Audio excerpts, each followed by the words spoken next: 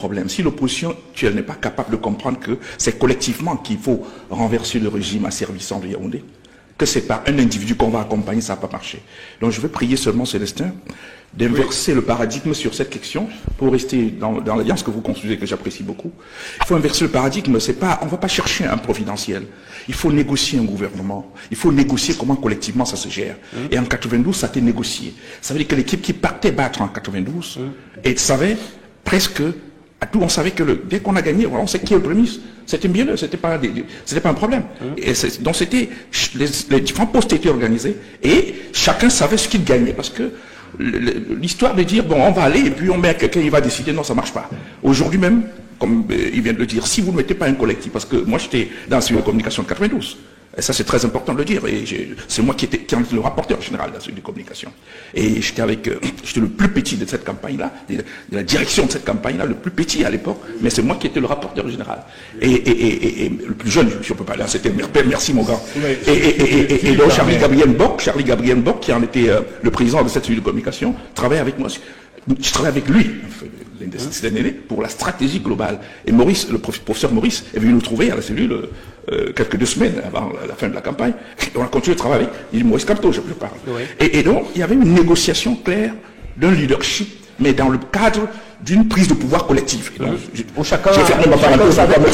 Mais avant de repasser la parole à certains domaines, je voulais quand même vous poser la question de savoir, est-ce que le discours que tiennent certains chantres notamment, ou alors certains initiateurs de cette coalition de l'opposition, je veux parler du cas de l'honorable Jean-Michel Nitche, lui qui a déjà choisi son candidat, et qui dit que la coalition ne peut pas fonctionner sans un autre candidat que celui qui a été choisi par sa coalition. Est-ce que ce type de discours n'est pas porteur des germes de la destruction d'une coalition de l'opposition? Vous allez assumer tout ce que je vais recevoir avec la permission de Célestin, c'est ton temps de parole que je prenais. Voilà, c'est lui qui te donne le bâton. Vous allez assumer tout ce que je vais recevoir après, c'est ce que vous voulez que je dise. Mais en fait, aujourd'hui, à mon âge, j'ai pas besoin de...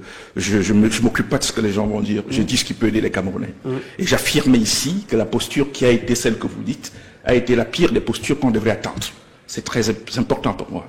Et je ne pense pas qu'il est possible. Ce leader qui est pour moi un leader crédible, qui peut conduire une transition, on n'a pas besoin de le faire passer par la fenêtre alors qu'il peut passer par la porte.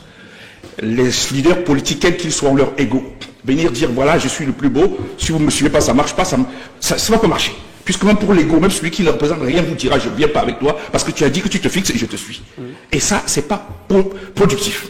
Et Jean-Michel Nitche, l'honorable, je crois qu'il le sait, et lui seul peut justifier pourquoi il a positionné cette opération de cette manière. Parce qu'en positionnant cela, ça fait directement qu'il crée un certain nombre d'adversaires pour Maurice Kamto qui n'auraient jamais été ses adversaires si le problème était posé autrement et que dans une autre démarche, on faisait émerger Maurice comme étant le candidat. Mais en l'imposant comme ça crée des inimitiés qui n'étaient pas nécessaires. Et ces inimitiés-là ne sont visibles aujourd'hui. Est-ce que ces inimitiés-là ne sont pas l'origine de ce qu'on observe autour de ce rêve de pouvoir voir une opposition aller en rang serré à l'élection présidentielle d'octobre prochain? Bien sûr, l'inimité est nourrie par quoi? Par un esprit pervers qui ne mesure pas la portée, la noblesse de la politique.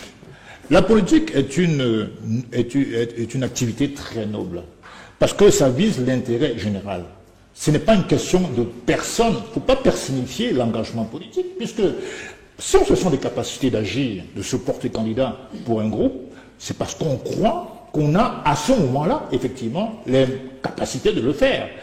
Dans le cas de Jean-Michel Nitche, bon, lui, il a ses intérêts personnels, parce que malheureusement, en politique, il y a beaucoup d'intérêts personnels. Il se trouve qu'il est souvent candidat à l'URIS, et qu'il a été chassé du SDF. Il pense donc que le MRC est encore dans le vent, et qu'il pourrait se faire adouber dans sa circonscription par le MRC. Puisque s'il n'y a plus d'électeurs SDF, il va se retourner vers qui? Donc il y a aussi un élément important à ne pas sous-estimer, qui est la question des calculs d'intérêt personnel pervers. La politique, c'est beaucoup plus noble que ça. Mais je voulais revenir sur ce qu'a dit tout à l'heure, sur le contexte de 92. Quand je parle de 92, Bruno, c'est aussi par rapport au contexte de l'époque. La politique, c'est aussi le réalisme. Comme disait Machiavel, c'est la réelle politique. Si à un moment donné, vous vous rendez compte que les populations veulent un homme est en situation, évidemment, vous passez des négociations. Dans ce cas précis, ça existe en politique. Je ne suis pas en train de dire qu'il faut célébrer l'idée du messianisme, je suis contre ça. Je pense qu'il faut élaborer, avant d'élaborer un gouvernement de transition, il faut d'abord élaborer une plateforme de campagne. Parce que c'est le succès de la campagne qui ferait qu'on aurait un gouvernement meilleur. Parce que si vous partez dans l'histoire de récompense par des postes, de propositions de postes, les gens vont y aller avec un esprit très rabougri. Ils sont là non pas pour servir une cause nationale, mais ils sont là parce qu'on leur a promis d'être ministre d'État, ministre de la Santé, ministre de l'Agriculture. Ils seront là pour ça. Donc moi je pense que dans 92, c'était une soif, après la conférence de la Baule, c'était une soif incroyable de changement. Et il se trouve qu'à ce moment-là, je ne sais pas s'il le méritait ou pas, le chairman Didier avait le charisme, l'aura nécessaire. Il emballait les foules. Et quand votre ami est en situation, vous faites comment? Mais vous levez le pied et vous dites, et puis tant mieux. Si les électeurs vont aller massivement vers lui, mais donnons-lui sa chance. Aboubacar Vincent, aujourd'hui, il est en passe de battre le record de 100 000 étoiles équipe nationale pour un terme de but. Bon, aujourd'hui, ses camarades essaient de jouer pour lui lui permettre d'arriver à ce score-là. En tout cas, c'est une affaire camerounaise. Mais c'est pour dire que vraiment, il y a la notion de situationnisme en politique. Et ce n'est pas négligeable. Tant que quelqu'un est en situation et qu'il peut remporter la mise, donnez-lui cette chance, parce qu'il va combattre pour les idées qu'on a en commun confectionnées. C'est ça qui compte aussi. Donc, en dehors de 92, il y a une espèce d'apaisement, pas d'apaisement, mais de ramollissement, n'est-ce pas, de l'engouement politique, et qui s'est retrouvé aujourd'hui en 2025, aujourd'hui, Kamara se livre à ce genre de déclaration, et ce n'est pas nouveau, et donc je ne suis pas du tout surpris. Malheureusement, il faut soigner le mal. Les Camerounais ont un problème avec la culture politique. Faut-il l'imposer dans les partis politiques? Je pense que oui. Merci Célestin N'Djamène, même si on peut quand même noter qu'il y a une alliance qui reste permanente et qui est toujours là, c'est celle entre Nietzsche, l'honorable Nietzsche et le professeur Maurice Kamto, et qui... S'il te plaît, ce n'est pas une alliance, c'est une déclaration de Nietzsche lors du congrès du MRC le 10 novembre 2023, au palais de congrès, où Nietzsche propose, qui a d'ailleurs suscité la sortie de Bello Bouba Magueri, qui est devenu en tant que... En tout cas, ça reste une alliance. Et le président Kamto dit, mais si vous le voulez, effectivement, j'accepte d'être le porte-flambeau de l'opposition, mais il n'y a pas d'alliance en tant que telle. Comme l'a dit Célestin tout à l'heure, il y a peut-être un vœu, mais ce vœu ne peut pas être assumé par un régime dans lequel on a fait de la mafia quelque chose de fondamental. Parce que les choses aussi simples, vous parlez maintenant, tout à l'heure on parlait d'un autre opérateur. Pour ne pas vous faire quelques soucis, je vais parler, je ne vais pas citer cet opérateur. Allez-y, parlez. Oui, mais je vais juste rappeler. Si vous avez des preuves de ce que vous dites, des éléments. Quand la mafia a pris en otage un pays, on ne peut pas attendre qu'on puisse appuyer les industries locaux, c'est-à-dire que les industriels locaux de manière optimale. Parce que je prends qu'un exemple simple. Vous citez celui qui a le port de Douala, le port qui est au port de Kribi. Au nom de quoi il se retrouve là aujourd'hui? Par exemple, si même seulement pour vendre les tickets sur un rail que nous avons, qui nous appartient, vendre juste les tickets, c'est-à-dire pas refaire le parc, vendre les tickets sur les gares que c'est nous qui avions construits, sur les trains que c'est nous qui avions achetés. On est obligé d'aller prendre une multinationale Bolloré pour venir le faire. C'est un combat que j'ai mené. Je suis de ceux nous sommes allés à Paris contre Bolloré au procès par rapport à ça, parce que nous estimions que même le contrat ne devait pas être renouvelé. Mais malheureusement, quand nous sommes rentrés de Paris après le procès qu'il y a eu, on a quand même envoyé un ministre ici qui est venu négocier pour le renouvellement du contrat, seulement pour le rail. Alors quand c'est le simple rail, que n'importe qui, un gars qui sort de CAP, peut vendre des tickets sur nos rails, parce qu'il n'apporte rien d'autre sur ça. Mais on donne à une multinationale. Aujourd'hui, nous sommes, et il l'a dit, le directeur Omba vient de le dire, et c'est une aberration extraordinaire. Comment un pays comme le nôtre peut être sous le contrôle, par exemple, les images sont contrôlées par un individu quelque part, qui peut décider qu'aujourd'hui payer 10 000, demain payer 5 000, et tous les ménages sont en train de payer. Il n'y a pas de politique à la réalité par rapport pour la production de l'initiative locale et pour la production des consommateurs locaux, parce que pour finir sur Congelcam, et il a très bien dit, au-delà de l'impôt substitution, ne regardez pas seulement le réseau de Congelcam. Non, je ne suis même pas d'accord sur le fait que ce n'est pas le blé, parce que ça peut faire plus grave. Si vous mettez un coup de massue sérieux sur Congelcam et qui dit, ok, comme le disait encore le grand milliardaire sur les œufs, il dit, ok, bon, je vais me reposer pendant 2 semaines. C'est-à-dire que personne ne fait rien. Ce n'est pas ces boutiques seules. Parce que les représentations Congelcam à Kousseri, il a une seule représentation, mais tous les autres vendeurs de poissons se ravitaillent là-bas. Et je ne parle pas des achats, des consommateurs, je parle des autres ces éléments du secteur formel, qui payent des impôts, qui ont leur boutique, qui ont leur établissement, leur ça, et qui ne vivent que parce que Congel-Cam existe. C'est-à-dire que c'est leur revient dans toutes les localités du Cameroun, c'est comme ça que ça fonctionne. Donc imaginez un temps soit peu qui dit, ok, je fais un break d'un mois pour comprendre de quoi il y a question. Toutes ces entreprises s'arrêtent, tous leurs personnes s'arrêtent. C'est une crise sociale, automatique. Donc il faut que ceux qui ont encore le temps, je crois qu'ils ont encore au moins une dizaine de mois au pouvoir, qu'ils prennent les mesures nécessaires pour pouvoir permettre que ces choses-là s'arrangent. Merci.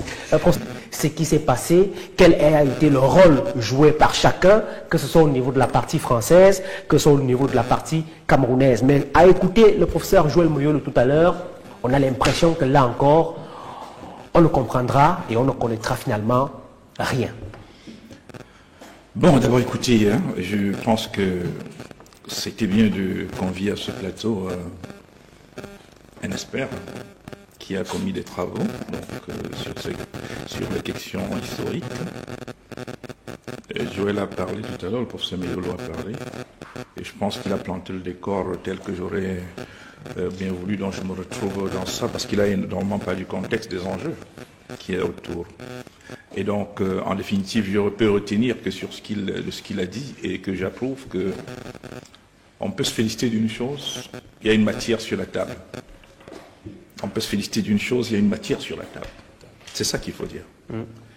Je ne me permettrai pas ici de jeter l'opprobre sur les membres de la commission. À l'époque, quand on a mis la commission, j'étais l'un des premiers à monter au créneau, et les gens m'ont rattrapé, on a dit, mais attends, parce que j'ai été un peu réservé, sans tirer sur la commission, parce qu'il faut noter qu'il y a à l'intérieur de la commission quand même un certain nombre de membres dont j'ai une bonne connaissance. Il y en a qui ont travaillé et qui officient encore dans mon centre de recherche. Il faut aussi noter qu'il y a des gens qui se trouvent dans cette commission qui ont une grande idée sur le Cameroun, et donc dont j'apprécie les compétences puisqu'on a travaillé ensemble. Un ancien leader sujantin comme Ndjumbourou, que tu connais très bien, dont les capacités, les qualités et surtout la détermination prédisposent à pouvoir avoir un regard beaucoup plus panoramique et du point de vue militant. Mais simplement, ces membres de la commission, ils ont fait leur travail. Pour les historiens qui y étaient, ils ont fait leur boulot. Mais comme il y avait une essence politique, stratégique et diplomatique pour le rapport, je peux donc pas... je peux simplement dire que c'est pas eux que je vais accuser, c'est le contexte de création, la perspective qui a été donnée à la commission. Les gars ont fait le travail sur le terrain. Et ce rapport, vous savez très bien, chaque année je suis à Bafoussam le 15, y compris avec vos collègues, vos collaborateurs, sur la tombe de Wandji, le 15 janvier tous les ans, depuis 15 ans, aujourd'hui j'y vais. C'est pour vous dire ô combien cette période m'intéresse et me préoccupe, et ô combien j'ai besoin que les Camerounais n'oublient pas ce qui s'est passé, parce que nous avons vécu dans notre chair beaucoup de choses. Et puisque j'en parle, c'est l'un des seuls sujets où j'étais en désaccord total, pour une fois, avec mon père, le roi Sokudjou, qui a fait de moi son général, principal général. Je suis principal général du roi Sokudjou. Ah, félicitations. Non, c'est pas aujourd'hui simplement. Ça fait depuis octobre dernier qu'il m'a élevé à ce rang de son général de corps d'armée, le prince général de corps d'armée. Donc c'est moi qui suis un peu. Et c'est un sujet sur lequel on a eu un différend. Ce soir, d'ailleurs, il sera sur une des télévisions pour parler. Je ne vais pas faire des publicités des autres sur votre plateau, bien entendu. Mais ça ne dérange pas. Les Camerounais auront l'honneur de le voir ce soir pour parler encore une fois de plus par rapport au Cameroun et même à de ce rapport. Mais je vais dire, c'est l'un des sujets pour lesquels j'ai eu un différend, parce que j'ai été, comme certains Camerounais, appelé à recevoir certains membres de cette commission de manière officielle pour essayer de donner des avis. Au regard de l'histoire aussi que nous portons chacun peut-être à son niveau. Notez que mes parents ont 30 ans d'exil pour cela, les autres fusillés sur la place publique, le PS Sokudjou, vous savez tout ce qu'il a subi et tout. Et donc ils m'ont interrogé et j'ai reçu la commission. Et ils ont voulu absolument, après on m'a interpellé, il fallait que j'essaye d'obtenir un rendez-vous avec le roi. J'ai fait tout ce qu'il fallait, je suis allé au palais, on a discuté. Et pour une fois, il n'a jamais été d'accord avec moi. Il a refusé. Il a refusé de recevoir la commission? Il a refusé de parler à la commission. Pourquoi? C'était un acte politique. Vous savez que le roi Sokudjou, c'est l'une des personnes qui a envie de dire, il a envie de parler. Il a envie de parler de cette histoire, de cette période. Chaque jour, par l'occasion lui est donnée, il enseigne, il dit aux gens ce qu'il a vécu, ce qu'il a subi, ce qu'ils ont subi et tout et tout. Mais pour cette fois-là, il a refusé. J'ai même pris le protocole d'entretien qui avait été envoyé, j'ai balancé, il a dit non. je ne suis pas d'accord. Pour quelle raison? Pour la simple raison, justement, et c'est là où j'en reviens, qu'il est hors de question, sur le plan du principe, que son bourreau d'hier soit celui qui initie la commission pour laquelle il va pouvoir s'asseoir pour parler. C'est une question de principe. Il préfère s'asseoir en bas de l'arbre, parler à tout le monde, mais tant qu'on lui dit officiellement que c'est une commission mise en place par la France, ça c'est raté. Il ne peut pas. Et il avait raison. Parce que quand j'ai lu cet extrait, il y a au moins une première chose fondamentale qui y parle. Il y a ce négationnisme qui habite ce que je viens de voir. J'ai lu il y a quelques jours sur ce rapport. Il y a un négationnisme presque affiché. Même, et Célestin parlait tout à l'heure de l'utilisation des expressions, chaque expression pensée. Pourquoi vouloir aujourd'hui, si on veut accepter l'histoire, nier qu'il y a eu génocide, alors que tous les autres écrits antérieurs le présentent comme ça là. La question c'est le nombre de morts, c'est pas la qualification juridique. Le génocide a un contenu juridique. Aucun juriste ne pourrait, avec tout ce qu'on a connu en pays Bamileke et Bassa, vous dire qu'on est hors du génocide, on est dans le génocide. Deuxième élément, il y a eu cette propension à revisiter l'histoire qui voudrait dans le rapport, on essaye de dire qu'il n'y a pas eu de napalm. Pas qu'on essaye, on le dit. Donc on nie l'existence du napalm. Donc, et donc, ne serait-ce que ces deux repères montrent que le père, il avait raison. Le roi Sokoudjou avait raison de ne pas recevoir la commission. Mais simplement, c'était pour l'histoire. Aujourd'hui, on a quand même une base sur la table et on connaît ce que la France fait. Parce que comment voulez-vous... C'est une commission dont le rapport est biaisé. Non, le rapport ne peut pas être bon. Le travail, la qualité de travail de recherche. Il est commandé par le professeur d'hier. La qualité du rapport, la qualité du rendu de recherche ne peut pas être remis en question. Ça, c'est clair parce que ceux qui y sont ont les capacités et les qualités. Je ne juge pas le président de la commission, le coprésident de la commission ou autre, mais au moins ceux que je connais à l'intérieur de la commission ont les outils, les matériaux nécessaires pour pouvoir faire un bon rapport, pour pouvoir participer à la construction d'un bon rapport. Donc, les inputs qu'ils ont mis à disposition, parce que moi, dirigeant un centre de recherche, je sais comment on produit les données, et quels sont, en fonction des termes de référence qui ont été donnés, ce que je mets à disposition de celui qui me commande le rapport. Mais j'ai avec moi tout ce qui a été cueilli sur le terrain. Donc, ce qui est cueilli sur le terrain, c'est pas forcément le rapport tel qu'il vient, c'est l'arbitrage que je vais faire du rapport quand je vais remettre au partenaire qui a sollicité en fonction des données. Sans les travestir peut-être, mais l'utilisation des expressions va être commandée par les termes de référence qui m'ont été donnés. Et donc... pour sortir. Oui, pour sortir, pour dire que... Oui. Pour ce qui me concerne, concernant l'État juif, par exemple, après la Deuxième Guerre mondiale, il y a eu un procès où l'Allemagne a été reconnu, l'État allemand, pas Hitler, l'État allemand a été reconnu comme coupable de génocide contre les Juifs. Tout à fait. Au jour d'aujourd'hui, l'État juif Israël reçoit des centaines de milliards en termes de réparation. Non, la France choisit les mots pour éviter ce côté.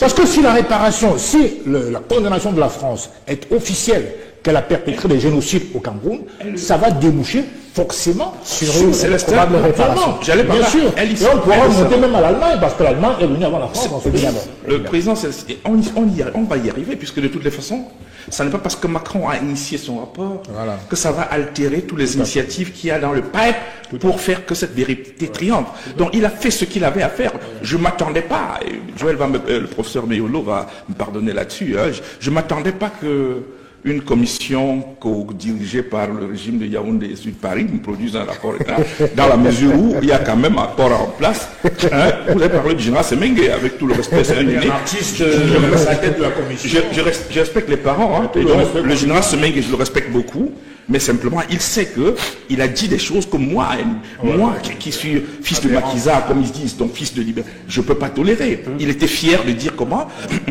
il présentait les têtes des gens qu'ils avaient coupés dans les... Il était fier, il assumait ce... Et j'espère que ce rapport, les gars qui ont fait ce rapport, mes collègues qui sont là-dedans et tous ces brillantes personnes ont pu au moins enregistrer le général et qu'il a répété cela, parce que chacun aura à payer, bien entendu. Chacun aura à payer, à dire comment il se retrouve là à valoriser la mort spectaculaire qu'il assigne aux gens. Donc c'est pas possible. Donc pour dire en définitive, le rapport il existe, mais il ne peut pas altérer, il ne peut pas empêcher au Cameroun, quand le Cameroun sera libéré, d'initier la finalisation d'un véritable rapport qui va amener la France à accepter l'existence du génocide qu'il a perpétré au Cameroun. contre les peuples camerounais. Merci.